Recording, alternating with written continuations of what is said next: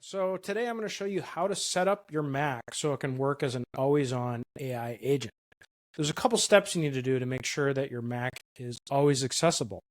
So the first thing we're going to do is we're going to go into System Settings here, and we need it to automatically log into our user account.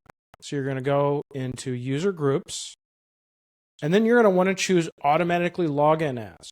But the first thing you'll notice is we can't do it yet because FileVault is enabled, and that's done for security reasons where you need to enable.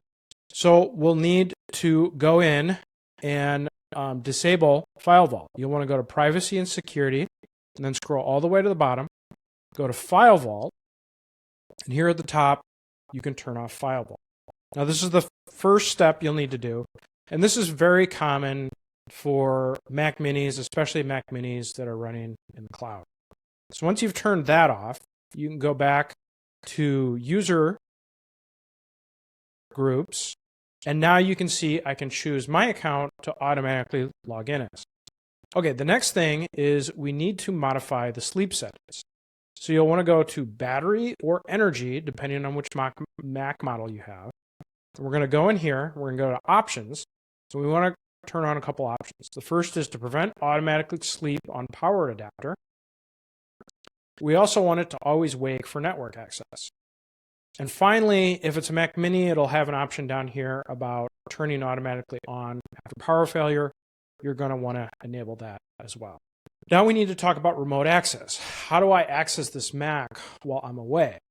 Now, there's the all-in-one solution, like Astropad Workbench, which I recommend, which does a bunch of this for you. It even configures the sleep settings for you, makes it easy to access your Mac from an iPad, iPhone, or another Mac, and handles a bunch of the configuration. Now that's the easy way. If you want to do it more the do-it-yourself way, I can show you that too. I can show you that as well. The first thing you'll need to do is you'll need to install either a VPN or something like Tailscale, like this, so you can access your Mac remotely.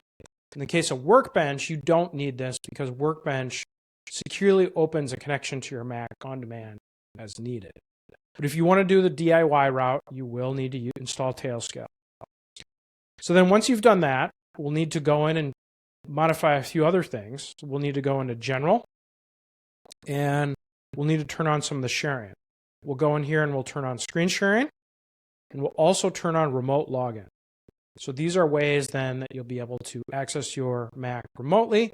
Once you have Tailscale configured, you also need to go ahead and configure VNC clients or SSH clients on your iPad or iPhone to access it remotely, and that's how you can do it. My recommendation again is Workbench, which has all of that built in. So those are the basic settings that you'll want to configure to get your Mac up and running as an always-on headless Mac ready to do work as an AI